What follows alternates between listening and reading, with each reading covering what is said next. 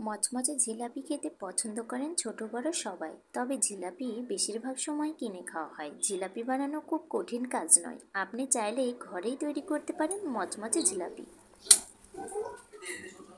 আসুন তাহলে জেনে নিই কীভাবে তৈরি করবেন মজাদার মচমচে জিলাপি। এখানে আমি প্রথমে চুলায় একটা পাত্র বসিয়ে দিয়েছি।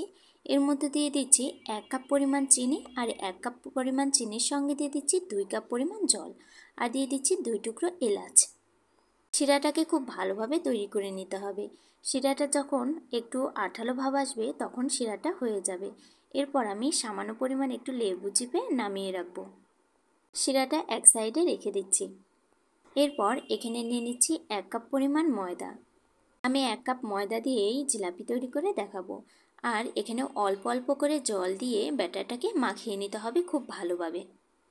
একবারে জল দিতে যাবেন না, অল্প অল্প করে জল দিবেন আর অল্প অল্প করে মেখে নেবেন।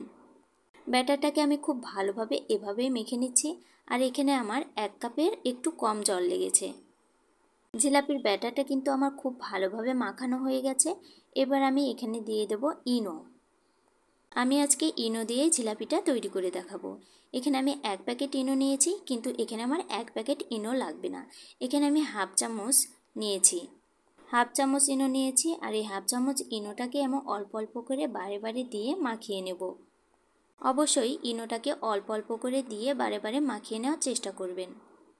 দেখুন আমি কিন্তু বারে বারে অল্প করে দিয়েছি আর অল্প করে মেখে নিচ্ছি এভাবে। ব্যাটারটা আমার খুব ভালোভাবে মাখানো হয়ে গেছে ইনো দিয়ে। এরপর এখন ভাজার পালা। জিলাপিগুলো ভাজার জন্য আমি এখানে নিয়েছি একটা সসের বোতল। আপনারা চাইলে এমনি জলের বোতলও ব্যবহার করতে পারেন। সসের বোতলের মধ্যেও আমি সবগুলো ব্যাটার দিয়ে দিয়েছি।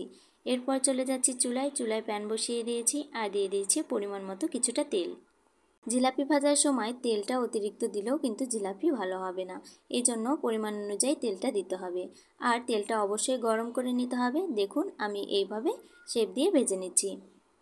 জিলাপিগুলোকেও অবশ্যই মিডিয়াম আঁচে রেখে কিন্তু ভাজতে হবে। জিলাপিগুলো কিন্তু খুব ভালোভাবে ভেজে নিতে হবে, তাহলে কিন্তু মচমচে হবে।